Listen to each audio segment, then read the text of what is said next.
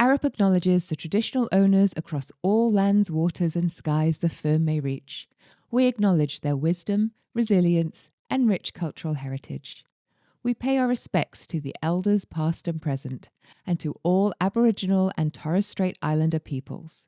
We recognise the ongoing journey of healing and reconciliation, and Arup commits to walking alongside First Nations peoples to acknowledge their teachings and foster a future of unity and respect. Welcome to Arup's podcast Sustainable Forces, a podcast about people joining forces to help solve some of the most complex sustainable development challenges. I'm your host, Dr. Michelle Dickinson, and today we're talking about active transport, walking, cycling, and other human-powered ways of getting around. It's not only good for our health and the environment, but also plays a crucial role in how we connect with each other and move through our cities. But here's the catch. Active transport systems are often designed with a narrow focus, leaving many people, including women, children, gender diverse individuals, people with disabilities, and marginalised communities, feeling excluded or unsafe. Safety, accessibility, and comfort can look very different depending on who you are. So, what would it take to create truly inclusive active transport systems that work for everyone? In fact, how active and inclusive is your city's transport?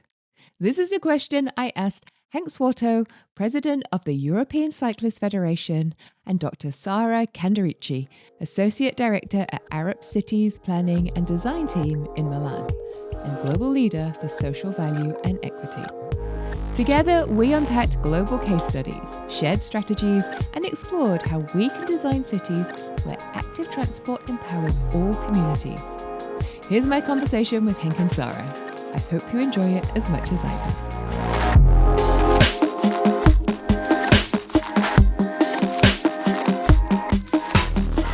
Hi Henk, welcome to the podcast. Thank you for joining us all the way from Amsterdam today. Can you tell our listeners a little bit about yourself and about your role at the European Cyclists Federation, please? Hello, Michelle. Thank you for having me on the podcast.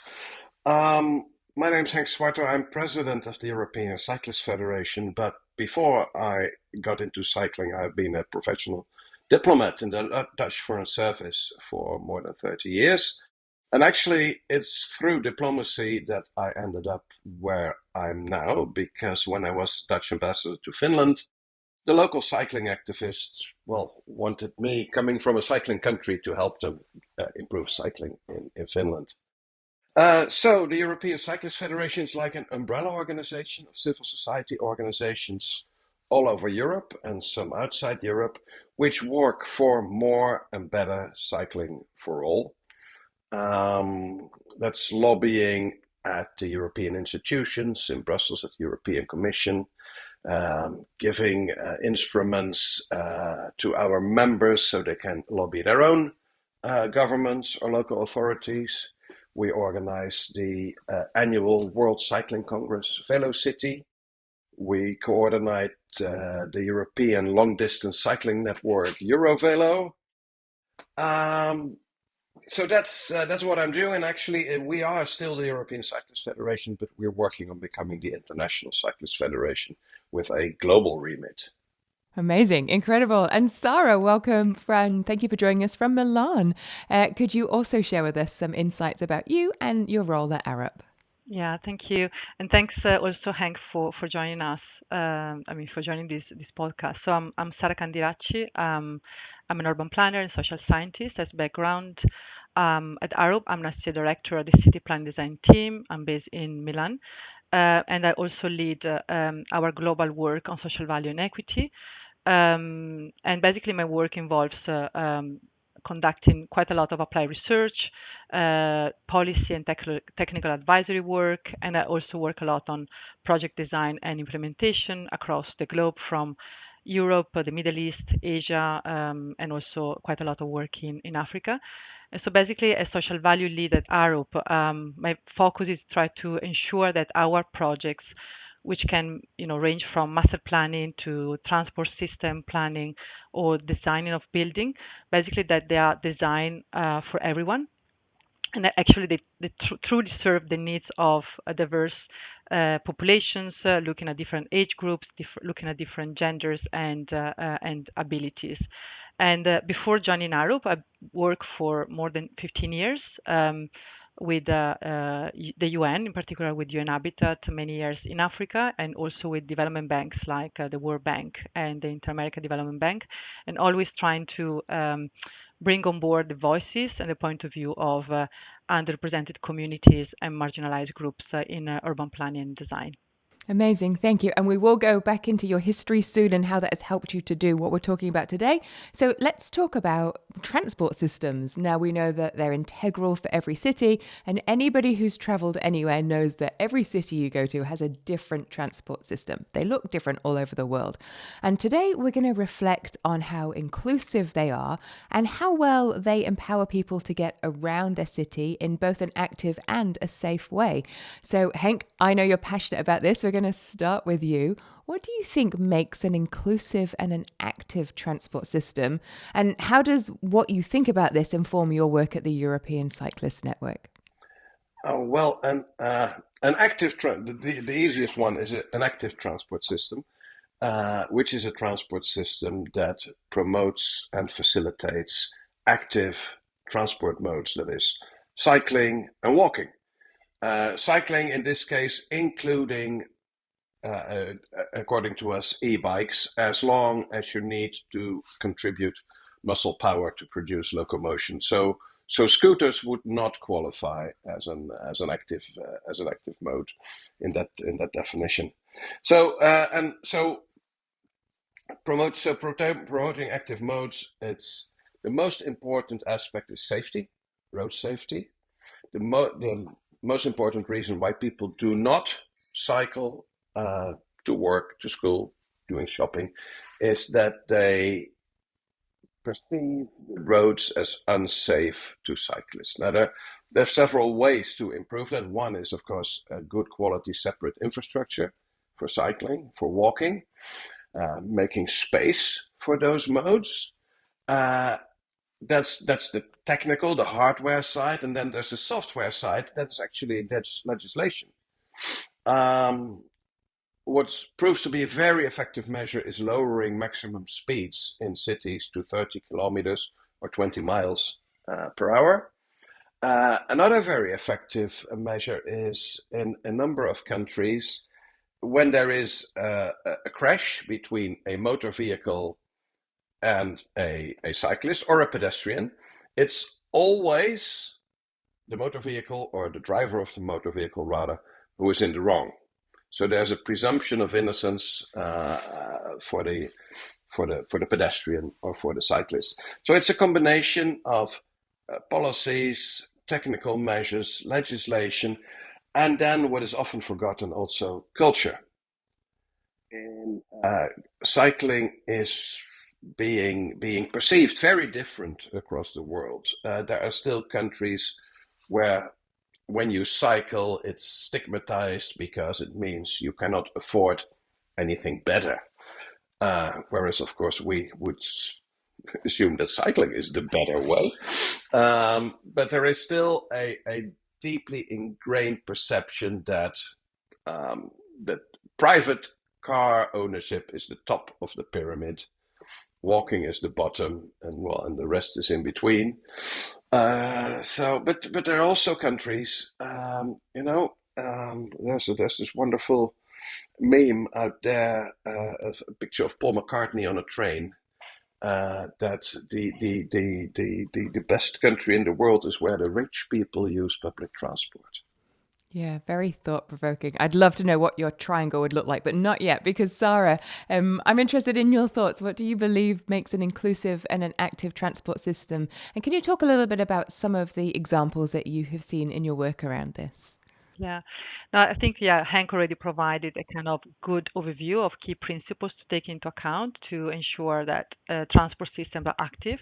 Maybe looking at also the inclusivity aspect of transport systems. So it's very important that they are accessible, and not only from a physical point of view, but from like an economic point of view, so that public transport that are promoting biking and cycling also provides infrastructure that are accessible, services that are accessible for everyone, and also that consider equity in the design.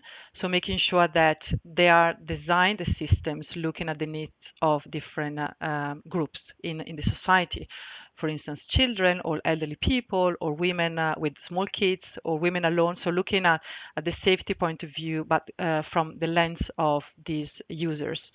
Also, maybe to make it inclusive, it's very important that walking and cycling is also integrated within the kind of broader transit system, so that they are well connected to other, like I don't know, the bus, the train station, the metro station, so that walking and cycling are looked within the bigger kind of system. And then, as Henk said, cultural norms or what I call kind of behavior, social behavior is very important, because it's perceived in differently from different culture, or sometimes cycling is kind of seen, like in Africa where I work, is seen as something that only low income people do. If you are wealthy, you buy a car. So it's this kind of behavior change are required. So policies, programs, awareness creation campaign are also very important. So we try to adopt these principles across our projects. An example is the application of the proximity of care design guide, which is basically a design guide we developed with the Van Leer Foundation, which is a Dutch foundation looking at the needs of young children, their caregivers. And this is basically a guide that looks at how to create child and family friendly in urban environments. And many of these principles are embedded in the guide. And we applied this in several cities across the globe, quite a lot in Latin America. We work with organizations like Espacio Lúdico, Ciudad de Nueva Gente, Estudio Mais We work in Uruguay, in Chile, and in Brazil to make sure that the urban spaces and the mobility options, in particular for children and their families, are really designed and tailored to their needs. So we, by looking at how to widen sidewalks, how to improve crossing in front of the school, how to integrate green space and natural elements into the design. And we saw that by creating these spaces, we're not only, and also mobility options, we're not only improving safety for children, actually we are creating an environment that supports the well-being of the wider community. Another example, another model that is quite well known across the globe is the 15-minute city model, which has transformed Paris over the past few years, I must say, and reducing dramatically not only road accidents but also improving air quality, so reducing air pollution. And as we all know, it's about improving access to services, to facilities, to workplaces, and so improving, reducing car dependency. At the same time, I think it's very important because there are many cities which are embracing this model, which I think is great. But we need to be a bit careful, I think, when we look at the 50-minute city approach. Because in many cases, the way success is measured is in relation to accessibility. Like walkability is measured in terms of accessing services, but not like actually looking at the quality of the experience. For instance, I live in Milan. I moved here a couple of years ago, and Milan was recently ranked as the most walkable city in the world.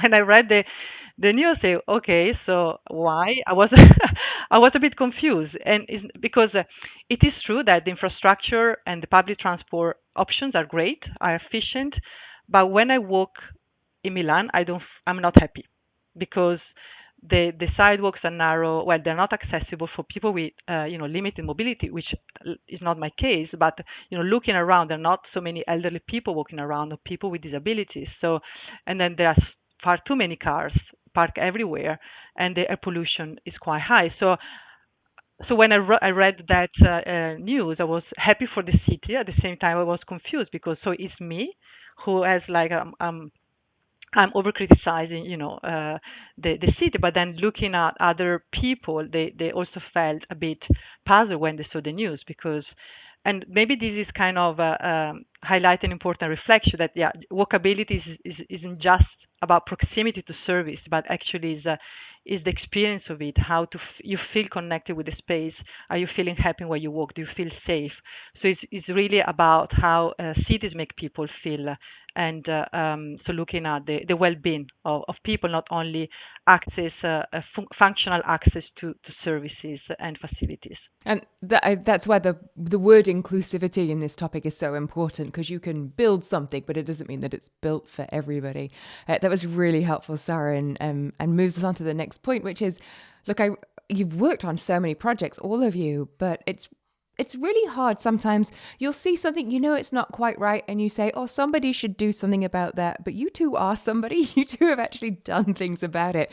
So how do we do this? How do we put our thinking and ideas into actual progress and create positive change? Henk, I'm going to start with you because you've done lots of this. Over the past 5 years, your organization has advocated for change. Can you talk to us a little bit about the European Declaration on Cycling, what this means and why it's so significant? Yeah, well, I'm happy to talk about that because we are very proud of that achievement that we achieved together with some members of the European Parliament, members of the European Council, and the cycling industry in Europe. But maybe before all this, one disclosure is that we have over many years cooperated with Europe. Europe has supported over the years our gatherings of cities and regions for cyclists, for which we are very grateful and which we appreciate very much. So there is a relationship between our organization and Europe already. About the European Declaration, it's so momentous because it was signed in April last year by the European Commission, by the European Parliament, and by the European Council, which is actually, for those outside Europe, that's the three branches of the EU government, if you like. What the declaration does is putting cycling at the heart of European mobility or transport policy, if you like. It prioritizes cycling and walking over other modes of transport in urban contexts. 450 cities around Europe need to come up with a sustainable urban mobility plan, abbreviated SUMP. We love acronyms. In those sustainable urban mobility plans, cycling and public transport need to be prioritized. So it's not even about a level playing field, it's about prioritization. That's one. Second is I didn't yet talk about inclusion and inclusiveness, but of course there are many more people who cannot drive a car than there are people who cannot cycle or learn how to cycle.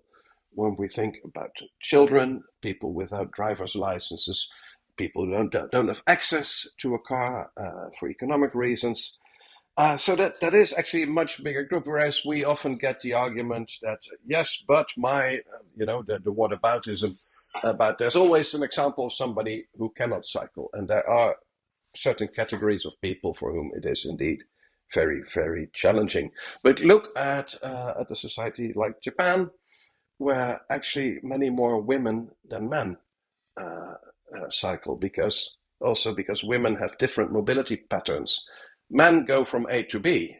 Women travel, and there's a lot of research about this, from A to B to C to D to E to F, and then back to A, because they pick up children, they take care of relatives, they do grocery shopping, etc. So it's a very different need. Anyway, back to the European Declaration. It calls for investment in infrastructure, investment in cycling policies, a lot of focus on road safety, as I already talked about before, but also about industry, supply chains.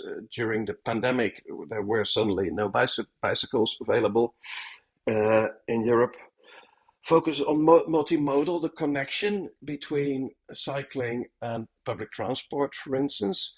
A bicycle it's very good to getting you from door to door, but it's not good for really longer distances beyond, say, 10 or 15 kilometers. So there you need a combination between cycling and public transport, adequate bicycle parking at stations, or the possibility to take the bike on the train, share bike systems on both ends of the journey. So at the railway stations, at bus stops, have share bikes available. Cycling tourism. There's a big trend towards more active, more sustainable, more domestic tourism, where cycling tourism, of course, fits in very well, and and on top of that helps to fight over tourism, like in particular some cities in Europe are suffering from.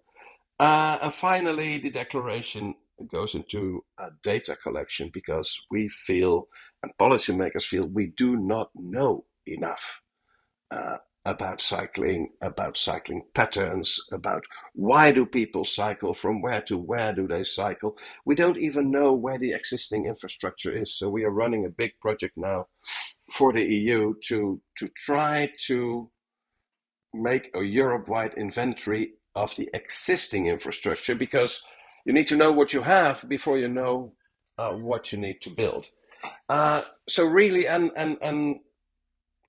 we see that the declaration is almost a year ago now. It was adopted. That it's trickling down into different policy areas and being mainstreamed in general EU policy. Amazing. And we talk a lot on this podcast about collecting good data and being able to measure things to make great decisions. So it's good to see that theme continue. Sara, you have worked on so many projects and particularly around promoting healthy and active cities. And you have a real focus on children, which I love because you can definitely tell a city that has been developed with children in mind as a parent and that hasn't. And you've worked also on a number of transport projects in Africa before you joined Arab. So can you just share, there's a lot going on there, can you share a couple of examples of the work that you have done and also the impact that it's made? Yeah, sure. No, yeah, as I mentioned before joining Arab, I've worked for 15 years, more or less, with the UN and development banks. And in Africa, in particular, when I started my work with UN Habitat, that was like almost 20 years ago, I was in the transport unit of the infrastructure branch of UN Habitat. And I was involved in a very interesting project.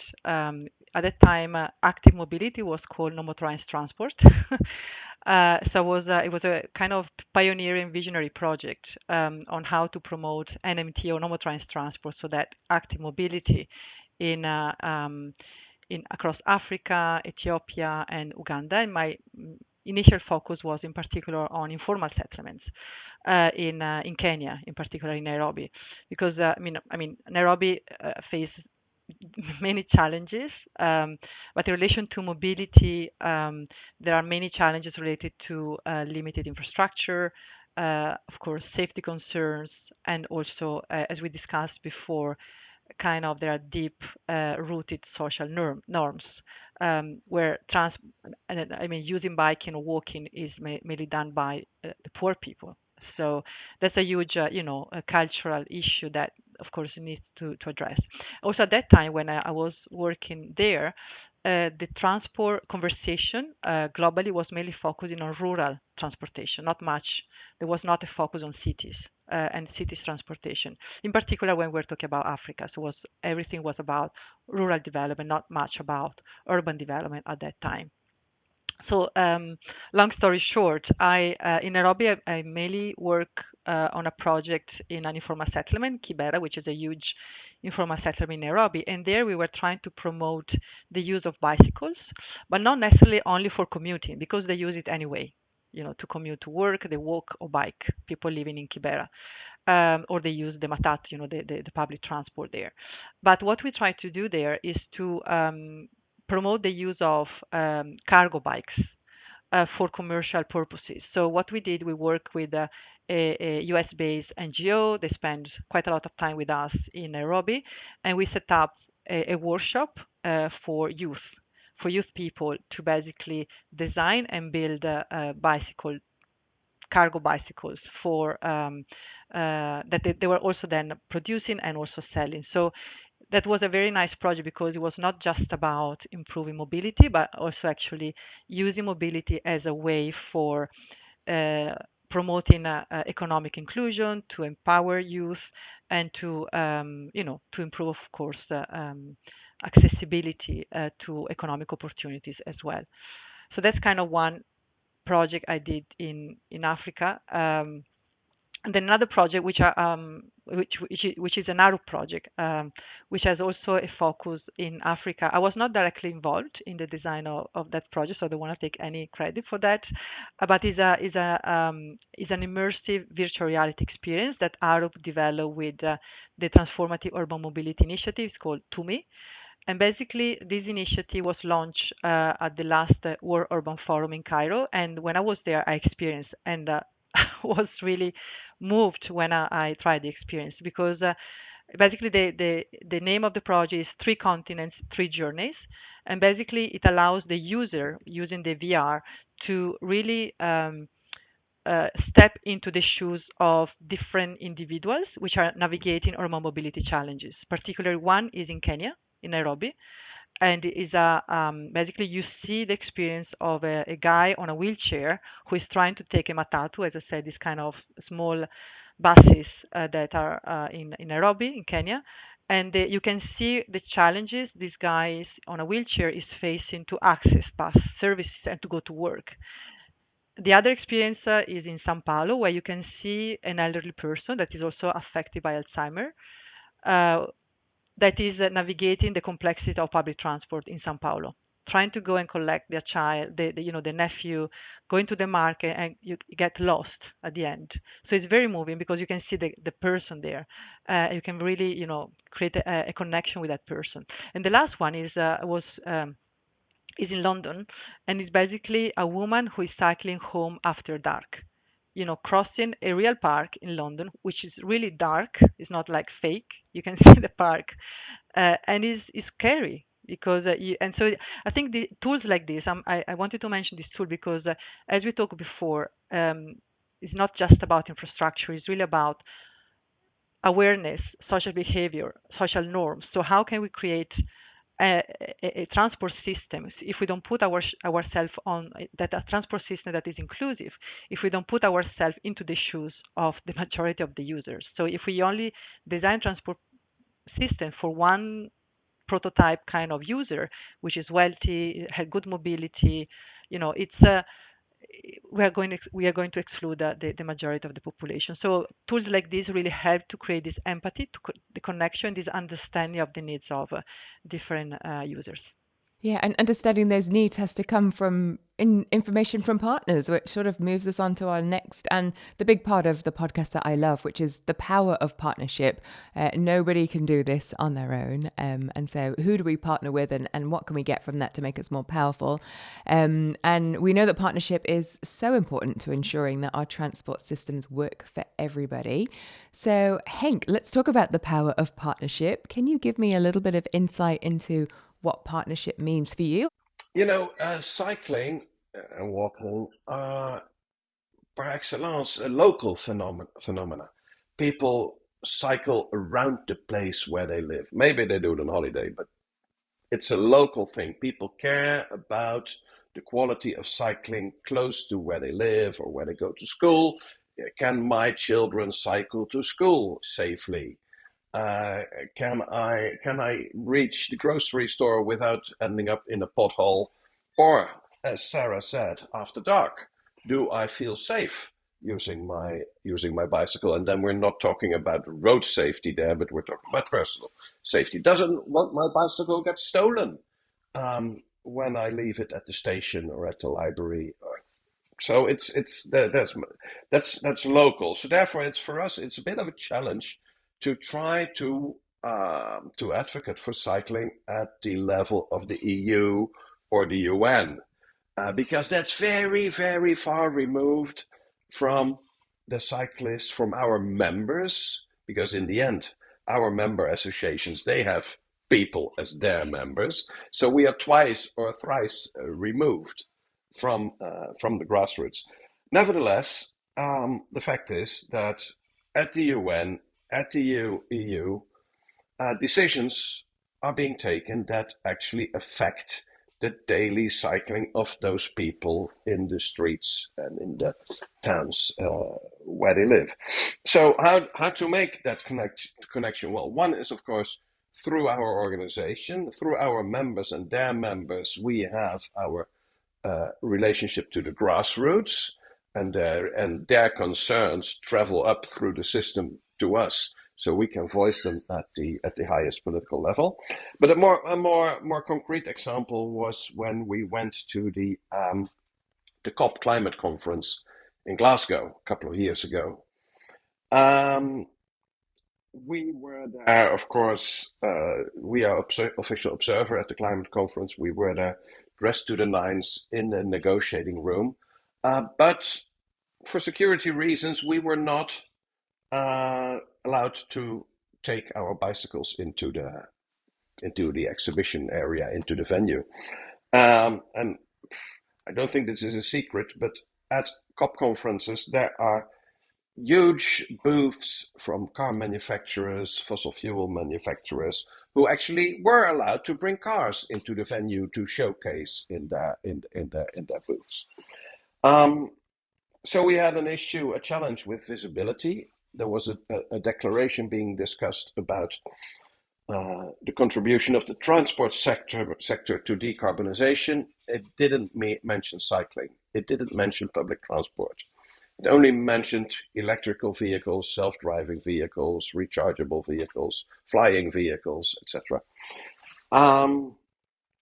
So actually what we did, we were there inside arguing this is not credible if you don't include public transport and active modes. But then outside the conference, because nobody could see that we were representing cycling, right? Because we were walking.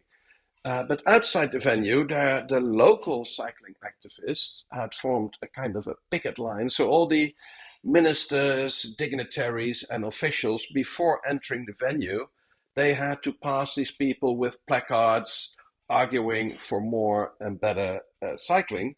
So when they later on the inside met us in the negotiating room, they knew actually what we were on about. So that was a great connection between, the corridors of power and the street, if you like. So that's the kind of partnership you need. We need both. Well, we are the advocates or the lobbyists, but we also need the activists. And then, of course, we have not only partnerships with Europe, but with a number of other organizations which work in the same area. We have a good relationship with the European cycling industry, which supports us, and with in the NGO world, we are a member of lots of coalitions with other sustainable modes. The Marrakesh Partnership, the SlowCat, we are close to Polis, and all that kind of organizations. Amazing. So definitely a power and partnership there. I love that visual of all of these cyclists going against some of the politicians, just to give that visual. Sara, look, you've talked about so many projects already. So obviously the power of partnership is so important to you. Can you talk a little bit about what it means at Arup and maybe an example of the power of partnership? Yeah, sure. I think, partnership particular right now is needed more than ever. And not only because not one single organization can actually achieve alone inclusive and inclusive mobility, active mobility. So of course it's a complex ecosystem.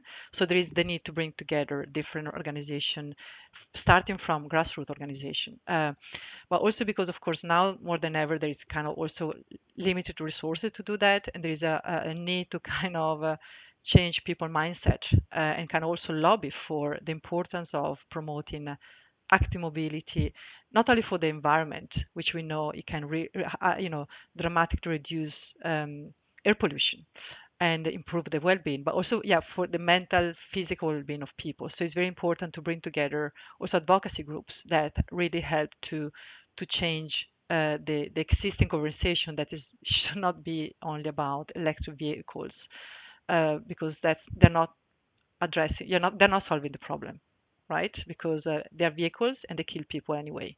So it's not that if you have more vehicles in the city, the problem is solved. Maybe you reduce a bit the impact in relation to the environment. At the same time, you create the additional impact in relation to use of resources. So, I mean, it's a complex topic, and it's very important to bring together different organizations to address that. At Arrow, we have many strategic partners we work with, from C40, Resilient Cities Network, the Green Building Council. So we work across the board and partner with strategic organizations to really trying to push the agenda together and to complement our efforts, complement our expertise and capabilities.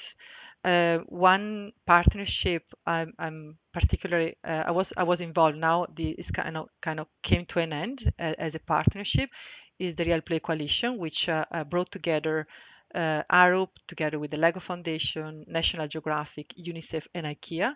And we've been running this coalition for almost 5 years with the vision and the idea to promote play and movement and exploration for children and for the broader communities in cities. So we developed different design guidelines on how to create playful cities that are more active cities, and not only for children but for everyone, because we know that in addition to be good for the physical and mental health, also play is important for developing many skills, social skills, emotional skills, cognitive skills, and there is a play crisis around the world. So that's a very interesting partnership I've been working with over the years, and now I'm also another important partnership I'm proud to be part of, and also that Arup is a founding member, is the Cities for Children Alliance, which is basically a collective of 30 plus organizations across the globe, from public sector, private sector, the UN. It's chaired by Save the Children, and is really bringing together many organizations which over the years they've been trying to push the child-friendly cities or youth-friendly agenda across the globe. And this is very powerful because that together is really possible to to make our voice louder in terms of why it is important to have this approach, and also to share knowledge and tools, and so to have a bigger influence in the industry. Okay, you have both inspired us, wowed us, given us all of this inspiration and excitement about some of the things that are going on globally. Here's what's going to happen. Our listeners are going to go, right, I want to get started. How do I do this? What do I do? Where can I start thinking about this? So this is the final part of our podcast, and we call it sort of the tips and the insight section. You've been doing this for a while. You would have learned a lot along the way. Can you share some wisdom that you have learned or some insights with our audience who might want to get started in this space that might help them on this journey? Henk, I'm going to start with you. Well, what I said before about the relationship we had with the activists and us in the diplomatic negotiations, what I would say is if you are unhappy with your local situation, get active. Seek out your local cycling group, cycle association, whatever. Become a member, get engaged, but also. There is this, let's say, citizen power. I am thinking of, I don't know whether you know the concept of the bici bus, the bike bus. It started in Barcelona. It was not, there are so many cars. It's probably like Milan. People didn't feel it was safe to let their children cycle to school, but they wanted to have that, to let the children, and more important, the children themselves wanted to cycle to school. So what happened was that a bunch of parents got together and they organized the bici bus, the bicycle bus, where a group of 10, 20, 30 children cycle the school route together with a couple of parents at the front and at the back to provide for safety and to see to it that no children go astray. And